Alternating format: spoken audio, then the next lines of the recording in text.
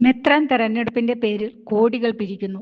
കരിമണൽ കൊള്ള പോലെ കൂട്ടുകുടുംബത്തിലെ മൂപ്പർക്കും സ്ഥാനികൾക്കും എങ്ങനെയും കൊള്ളലാഭം. ഒട്ടേറെ സ്ഥാനാർത്ഥികൾ വമ്പൻ സംഭാവനയുടെ ചാക്കുകളുമായി സഭയിലെ ദേശികളും വിദേശികളുമായ സമ്പന്നരുടെ പടയെ ദേവലോകത്തേക്ക് അയച്ചു തുടങ്ങി. അവരിൽ പലരും നേരിട്ടും രഹസ്യത്തിലും ഡീലുകൾ ഉറപ്പിക്കുന്നു. റിലീഷും കരടിയും ആമയും ചാക്കുകളുമായി സ്വീകരണ കമ്മിറ്റി രൂപീകരിച്ചു. ഓഫീസ് രാത്രിയിലും തുറന്നു വച്ചിട്ടുണ്ടെന്നാണ് ഈ കേന്ദ്രവുമായി ബന്ധപ്പെട്ടവർ പറയുന്നത്. സഭയിൽ സ്വന്തമായി ട്രക്കും കാറും ഫ്ലൈറ്റും കപ്പലുകളും ഉള്ളവർ പോലും അവരുടെ സ്വന്തം സ്ഥാനാർത്ഥികൾക്ക് വേണ്ടി ചില കേന്ദ്രങ്ങളിൽ വേണ്ടത് എത്തിച്ചു തുടങ്ങിയതായാണ് വാർത്ത.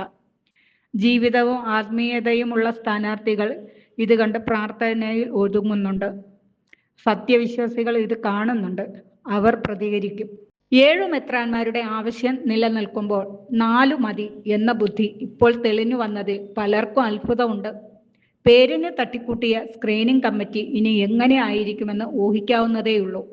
കൂട്ടത്തിൽ മാന്യന്മാരുണ്ട് എന്നതാണ് ഒരാശ്വാസം.